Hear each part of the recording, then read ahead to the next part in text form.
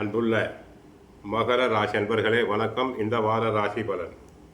மகர ராசி அன்பர்களுக்கு 2ஆம் இடமாகிய தன குடும்ப வாக்குஸ்தானத்தில் ராகு, 3இல் சனி வக்கிரம், 6ஆம் இடத்தில் செவ்வாய், 7இல் குரு புதன், 8ஆம் இடத்தில் சூரியன் கேது, 9இல் சுக்கிரன் நீச்சமாகியிருக்கிறார். 6இல் செவ்வாய் இருப்பது அற்புதம். நிலப்புலன்களால் ஆதாயம் உண்டாகும். வீடு மனை கட்ட ஆசைப்படுபவர்கள் தாராளமாக வீடு கட்டலாம்.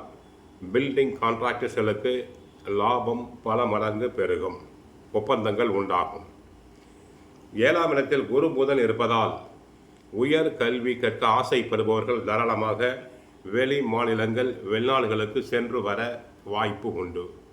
வீட்டில் சுபகாரியம் நடைபெறும். இதுவரை தடையான தாமதமான காரியங்கள் அனைத்தும் நல்ல விதத்தில் நடைபெறும். பெண்களுக்கு மனதிற்கு பிடித்த இடத்தில் வரன் அமையும். பணப்புழக்கம் நன்றாக இருக்கும் தங்களுக்கு. அடுத்து நல்ல பெயர் எடுப்பீர்கள். உத்தியோகத்தில் நன்றாக உழைத்து நல்ல பெயர் எடுப்பீர்.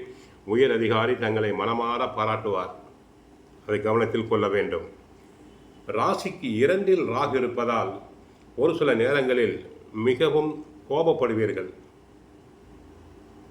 உத்தியோகத்தில் தான் உண்டு தன் வேலையுண்டு என்று இருத்தல் வேண்டும். சிலருக்கு விரும்பிய இடமாற்றம் வரலாம், ஏற்றுக்கொள்ள வேண்டும். மாணவியர்கள் நன்றாக படிப்பர், நல்ல மதிப்பெண்களை பெறுவர், பரிசு பாராட்டுதல்களை பெறுவார்கள். அடுத்து 7ஆம் இடத்தில் சூரியன் 8ஆம் இடத்துக்கு வந்து ஆட்சி பலம் பெறுகிறார்.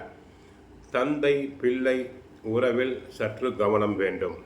மனதில் இனம் புரியாத குழப்பம் உண்டாகலாம். குடும்ப பொறுப்புகள் தங்களுக்கு அதிகரிக்கும். 2ஆம் இடத்தில் ராகு இருப்பதால் திடீரென்று பாம்பு போல சீர்வீர்கள். கண் உபாதை, பற்கள் உபாதை தங்களுக்கு வரலாம். மற்றபடி பிரயாணம் செய்யும்போது சற்று கவனமாக செல்லுங்கள். குடும்பத்தில் 3ஆம் நபர்களின் தலையீட்டினை அறவே தவிர்த்தல் வேண்டும். கோவிலுக்கு சென்றால் கிருஷ்ண பரமாத்மாவை வழிபடுங்கள். வீட்டில் தினமும் சுந்தரகாண்டம் பகவத்கீதை பாராயணம் செய்யுங்கள். வாழ்க வளமுடன், மங்களம் உண்டாகட்டும். ஹரே கிருஷ்ணா, ஹரே கிருஷ்ணா, ஹரே கிருஷ்ணா.